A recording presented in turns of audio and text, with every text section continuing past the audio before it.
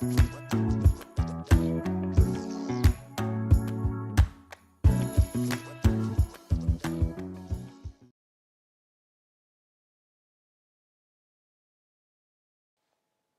hello and welcome back to my channel. It is now past midnight. We have now head to Tuesday, the 1st of February.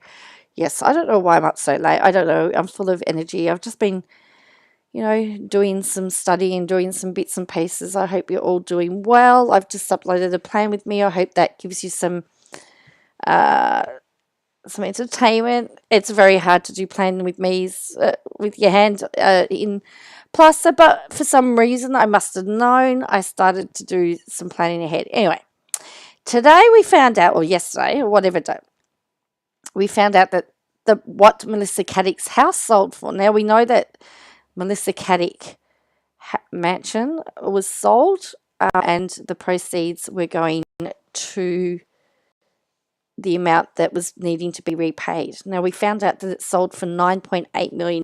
Now, the liquidators were wanting $10 million, but they only got $9.8 for it. So, liquidators have tried to claw back millions that she allegedly stole from investors. So, it was sold on October 28, and the property was settled on Friday. So, settlement has occurred. So, it's now in the hands of the new owners.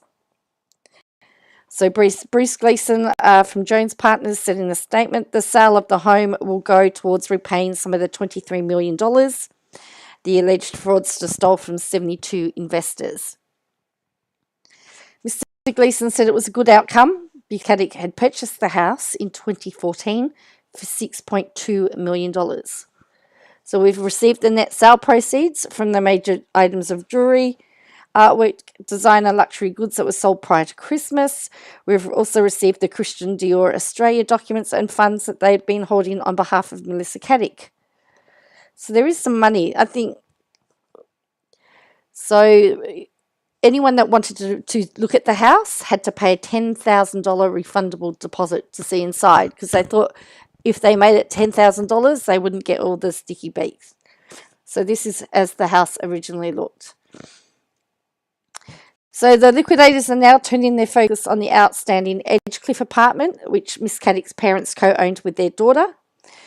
Barbara and Ted Grimley contributed nearly $1.1 million to pay down the mortgage on the $2.25 million property. This is where it's going to get tricky. The Grimleys are fighting in the federal court to retain the house. Investors have been keenly awaiting the sale of Miss Caddick's estate and should receive an update regarding the receivership and liquidation soon. An investor meeting will be held later this week. Because the Grimleys put the $2.25 million, I mean, they've paid at least half. They have a half share. So it's interesting whether they will be able to, as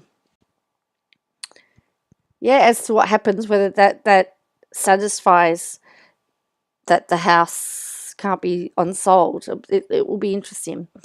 The infamous home is the last place Miss Caddick was seen alive before she disappeared in November 2020. Hours after authorities raided it, they believe that she's deceased. Other big ticket items were 2 luxury cars owned by Mr. Caddick and her husband, Anthony Caletti. They got $295,000 for a 2016 Audi R8 V10 and $66,250 for a 2016 Mercedes-Benz Class 45. So I think they got about $1 million on the jewelry. So what's that? Not a lot on the cars. They probably got about half their money back. I think they're looking for $23 million. So yeah, some of the $23 million. So I'm not sure how much of the $23 million they're going to recover. But as I said, the Edgecliff apartment is co-owned by Melissa Caddick's parents. They gave her $1.1 million to put towards the mortgage of the property. But it is alleged that she stole that money and therefore nicked off with it.